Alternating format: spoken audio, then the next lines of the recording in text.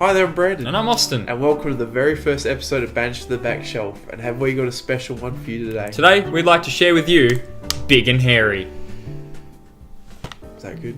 Good enough. Big and Hairy came out back in 1998, and as you can see, it's really milking the hell out of the biggest actor they could find, Richard Thomas. Yeah, he wasn't even in the movie that much, but there you go. His name's at the top and his head's taken up a lot of the cover. This movie is actually based on a book of the same name written by Brian Daly, who has written another book, A Lesbian Trapped in a Man's Body, which the more you think about, the less it makes sense. Here's another fact for you. The movie actually won an award for Best Musical Score in a Feature-Length Drama. Drama? I challenge you to tell me how this is a drama. Big and Hairy is set on Cedar Island, an island known for its lawn ornaments and basketball, and is apparently ran by a dictator since the mayor sits on an actual king-size throne to watch a child's basketball game. Yeah, what the fuck? And why is there so many people here? This is the biggest turnout I've ever seen to a kid's basketball game. Oh, and look at that, representing lesbian couples before it was cool. Come on, Picasso, you can do it. Wait, Picasso? Gee, thanks Mum and Dad for painting a target on my back.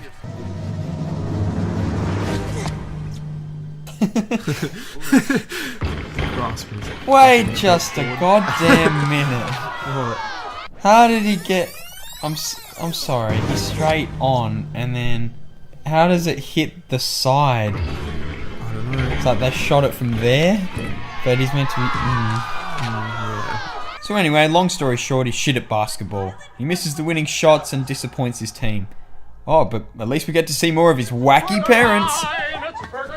Fuck, imagine having a dad that does this shit every time you go out.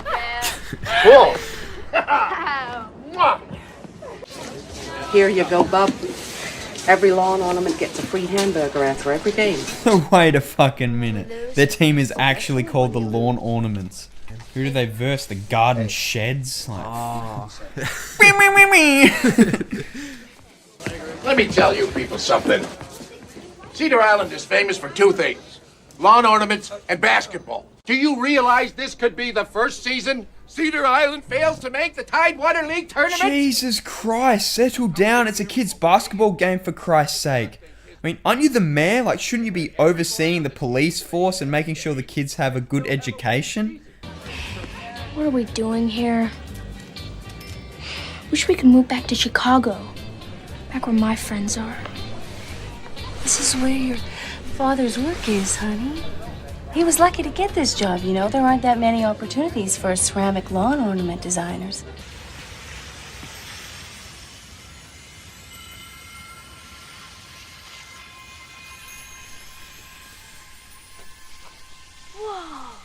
Hold up, you're telling me out of all of these workers, all of these people hanging around, none of them, not one, noticed this big-ass footprint?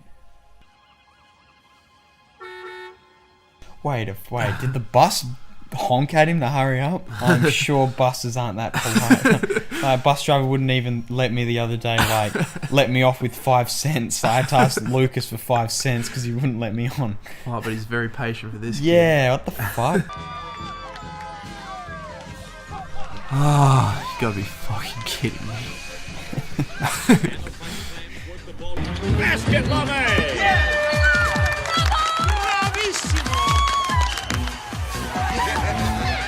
Pretty sure you were shit 5 minutes ago. Pretty cocky for a fucking choker. When I get in the ozone, I'm unstoppable. No. None of this ozone business.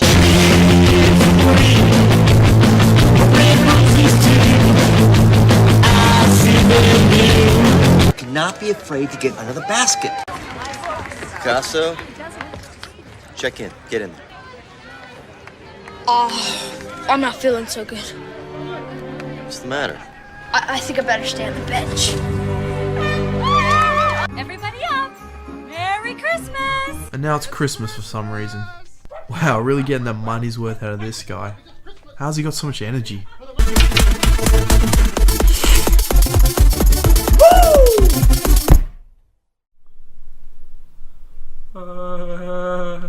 For the Christmas boy. Whoa. Yeah, that's cool. I painted it to look like one of your eyeballs. And that way, anyone who sees it, they'll know immediately that it's your football. Basketball. Basketball. You know full well it's a basketball. What games have you been going to for the past 5 years? So after that, Picasso just invites himself on into the coach's house. I mean, I guess that's a normal thing to do. Look what I got. Wow, that's very interesting. Yeah, hey, look what I got. Yeah. Excuse you, your wife put a lot of effort into that. Months and months of knitting. And it doesn't even look that bad. Yeah. Merry Christmas, Mrs. Donovan. What was that? Santa's back. I think it's a burglar.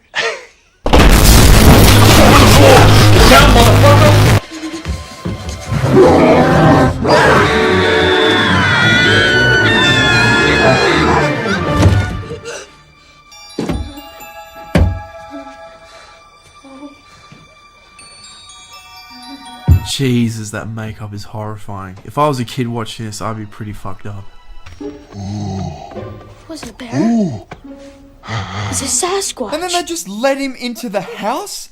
They don't call animal control or nothing. From the mountains. And the nearer he got to the coast, the warmer he got. So we just kept on wandering. So you're saying he got lost trying to find himself?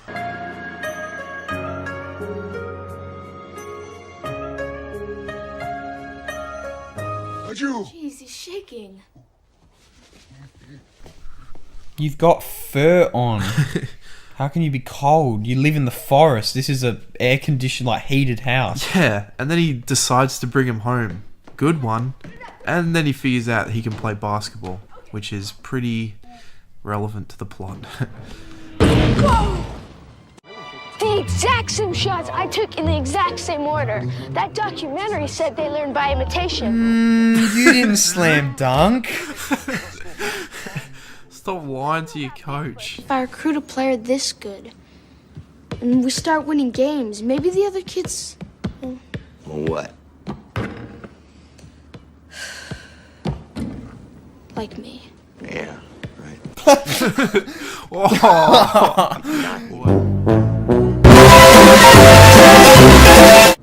You're a great kid, Picasso. A really great kid. Why is this coach a better father figure than his actual dad? He might be my favourite character in the whole movie. Oh, wait, never mind. He gives this whole speech about not being fair, yet recruits the Bigfoot anyway. Wow, great role model. Welcome to Cedar Island Middle School, home of the lawn ornament. All right. Let's go. Okay. Gonna check if she's okay. Nah, she's probably fine. So after giving that poor old lady a heart attack, they successfully enroll Ed into the school, making him eligible to play for the basketball team. So Ed's introduced to the rest of the team, and they shit themselves at first, but in about 2 seconds, they take seeing a mythical creature for the first time pretty well. Seems to be a common thing in this film. Sasquatch see, Sasquatch do. Okay? So I want you to show him how to play basketball right. Okay? Wait, does the coach normally talk like this? He doesn't know Ed's copying him. Hi, I'm Brandon, and I'm Austin. Do you want to hang out later, Austin? Okay. What do you want to do later? I don't know, maybe have some cheese? Why not? Ah, your boy's back with the media to cover this whole Bigfoot thing. And look, he brought William Shatner along too. It's come to my attention. You have a Sasquatch playing on the team? So what? Well, we're going to introduce him to the public. Good man. Fucking hell, they love hitting people's heads in this movie. Nice passing, Ed. Let's work on some layups. Why did it wind you? Yeah. Oh, William Shatner having a bit of a burrito. I don't want him to slip and fall in his... Oh, not again. You've got a Bigfoot on your team. Yeah, well, I think the whole world has heard about it. You want to meet him? No, I don't want to meet him in a basketball game either. It's not fair to put a 7-foot animal in against a bunch of kids. Not to mention extremely dangerous to put an animal in against a bunch of kids. So that all leads to the court hearing, which Picasso wins, because of course he does. It'd be a pretty short movie if Ed got sent to the pound. It refers to male and female athletes, period. It doesn't refer to species. And Ed is a male athlete. Whoa! And then the movie just cuts to Picasso and Ed fucking around and, oh hey, we're introduced to some more characters. But I wouldn't care too much, they aren't in the rest of the movie. No joke. They only appeared just so they can do a Star Wars bit. But hey, still a better representation of Star Wars than Last Jedi. Son of a bitch! Hey, why is this motherfucker putting the goddamn things on another line? Okay, now they're just asking for a dead kid.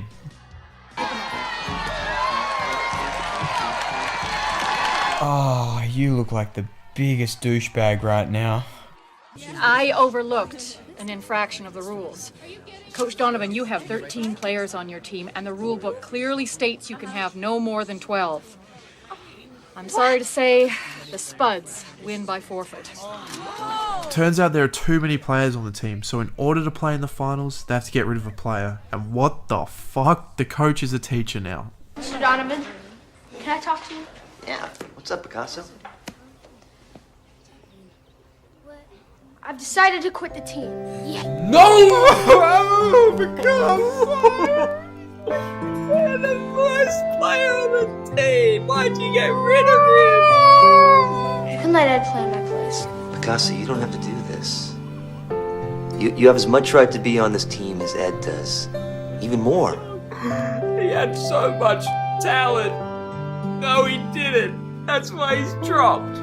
Because you've been on the team longer than he has. I want to do it. Picasso. So Picasso just has to sit and watch the games now and... Wait, is that stuck in the middle with you? Jesus, I feel like they've spent the whole budget of this movie on the song instead of the makeup for Ed. These guys cannot even deal with your shit right now. Get the fuck off the court. My god, man. Yeah, if my team was losing that bad, I'd probably join in the dancing too. Free hamburgers for you three? Please. I'm not on the team anymore. Close enough. I gotta use this meat up anyway. Business has been slow. Change your free meal policy then. That kid is 6. What the fuck? Why is he in this class?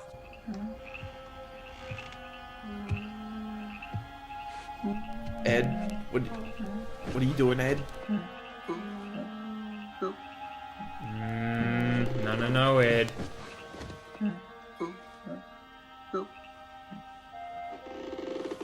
Oh, okay. Oh, that could have went south. Whew. Jeez. So they establish that Ed becomes depressed because he misses his parents. So then he goes out to the forest, and then he gets sick. Must be a really important plot point because, no, he just gets better and plays basketball. Like nothing happened. And they never come back to it. Yeah, seriously, there's so much dumb setups and plot points in this movie with no payoff. Hey Austin, you want to come to the arcade? I'm a bit sick, Brandon. You don't look that sick.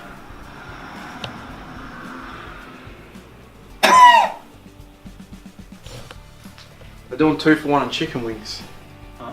2 for 1 on chicken wings. What can you say, son? Let's go. Come on, let's do it. You sure? Yep, let's go.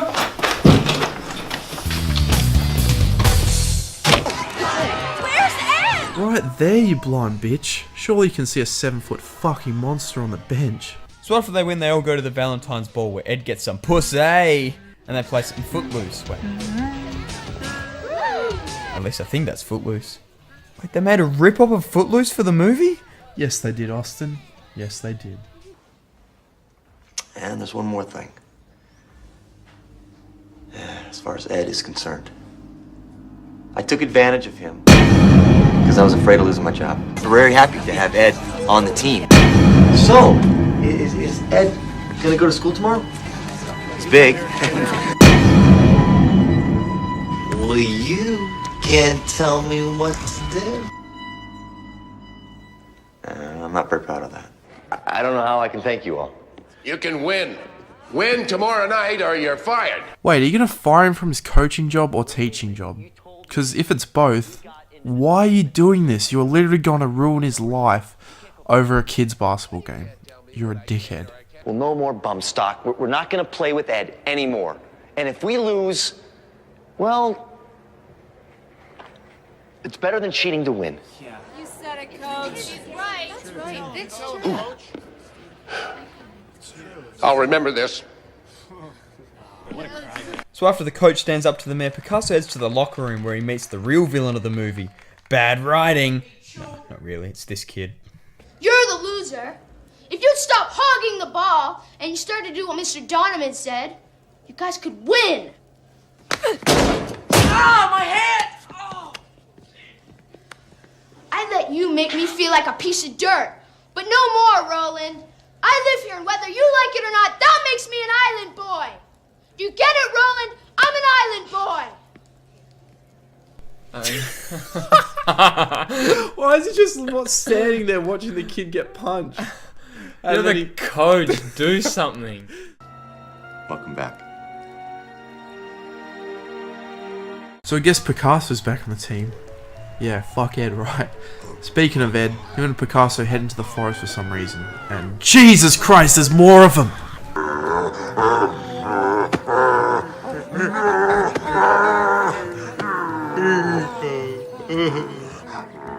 Now I get it. Those Sasquatches are Ed's parents. They want their boy back. He missed them too. And I know just how he feels. How do you know how he feels? It doesn't make sense. You live with your parents and have an almost creepily good relationship with them. Oh, finally, we get to see the last goddamn basketball game in this thing. Oh no. Did this old man die? They didn't even show him training to like work together as a team. No. Like, since when did they go from shit without Ed to actually good? We didn't see that shift in confidence with each of the players. You're asking a lot. I'm asking for the bare minimum. Fuck, this kid got punched right in the face and the coach just comes over and starts laughing. That's kind of messed up. That was a low score. Is that Stan Lee? In his most subtle cameo of all time. And we've reached the end of regulation with the score tied at 26. My wife and I were wondering if the boys who fouled out might not be allowed to rejoin the game for the overtime. No way. Sorry. You seem to be very rigid on this issue, sir. Well, those are the rules. That's the game. Yes, but isn't it counterproductive to banish the players? I mean, shouldn't we better serve them by trying to get at the root of the problem? So, we finally reached the climax. It's all up to Picasso. And what do you know, he gets it. Didn't see that coming. And they all live happily ever after. The end. Not yet, this is a kids movie, so there's got to be a cringeworthy dance number at the end. Also, Old Man Jenkins learns his lesson. Why is she second credited? She did fuck all. And that's it. That's Big and Hairy. What do you reckon, Austin? Look, I thought it was really predictable, but it does have some charm to it. I agree. It's pretty ridiculous, but that also makes it fun. The character of the coach was one of my favourite characters, and yeah, it just was one fun movie, really. And actually, I thought the basketball scenes were shot surprisingly well. However, the film feels like it comes to a stop a lot of the time. And also, usually when a film comes to this halt, it's to develop the characters. And that really isn't addressed in this film, besides the old man. But even that's at the last second, without a clear sense of gradual change. Overall, I'd say this is a fun film to watch with some friends, or if you just want to see a guy in a Bigfoot costume slam dunk a bunch of little kids. I mean, where can you go wrong with that? You can't. Oh, only way you want to do this? Sure. Right, let's go.